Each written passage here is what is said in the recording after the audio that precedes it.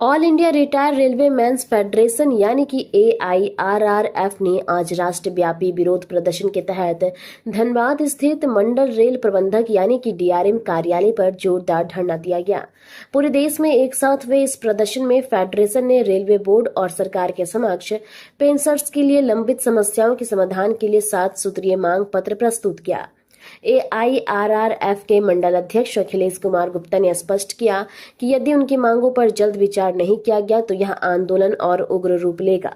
उन्होंने बताया कि सबसे महत्वपूर्ण मांग 8वें वेतन आयोग का तत्काल गठन करना है और उसके अध्यक्ष व सदस्यों को अधिसूचित करना है। वरिष्ठ नागरिकों के लिए रेलवे कंसेशन टिकट यानी कि रियायत को तुरंत बहाल किया जाए, जिस कोरोना काल में बंद कर दिया गया था। यह सुविधा 1999 से पेंशनर्स को मिल रही थी। 18 महीने से लंबित महंगाई भत्ता यानी कि DA और महंगाई राहत यानी कि DR के बकाया का भुगतान शीघ्र सुनिश्चित किया जाए। पेंशन बेचने यानी कि कॉम्पिटिशन के बाद राशि की पूर्ण वापसी की अवधि को 15 वर्ष से घटाकर 12 वर्ष किया जाए। वैलिडेटेशन एक्ट द्वारा पेंशन नियमों को किए गए सभी बदलावों को वापस लिया जाए। रेलवे अस्पतालों में स्वास्थ्य सेवाएं को और मजबूत किया जाए। साथ ही ई-उम्मीद कार्ड जारी करने के लिए देश भर में कैंप लगाकर यह सुविधा सभी पेंशनर्स को कर्मचारियों को शीघ्र उपलब्ध कराई जाए।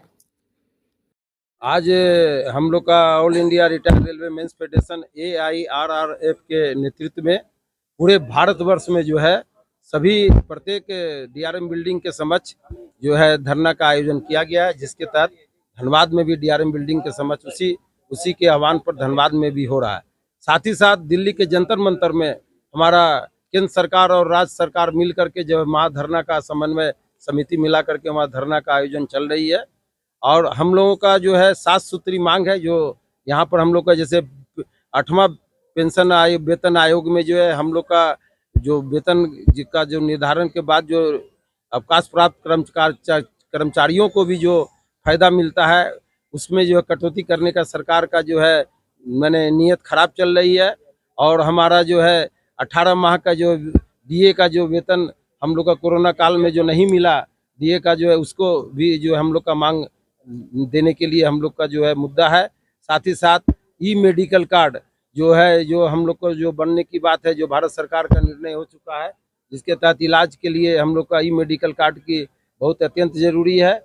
और जो है हमारा जो है ये जो कंसेशन टिकट जो भारत सरकार जो बंद कर दिया गया है, कंसेशन टिकट को फिर से चालू करने के लिए हम लोग का जो डिमांड चल रहा है।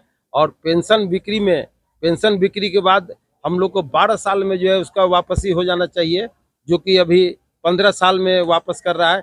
इस सारी मुद्दों को लेकर के हम लोग का जो है आंदोलन और हम लोग का आवाज़ बुलंद किया गया है, जिसके तहत धनबाद में भी जो है हम लोग DRM के समक्ष यहाँ पर आज धरना हो रहा है।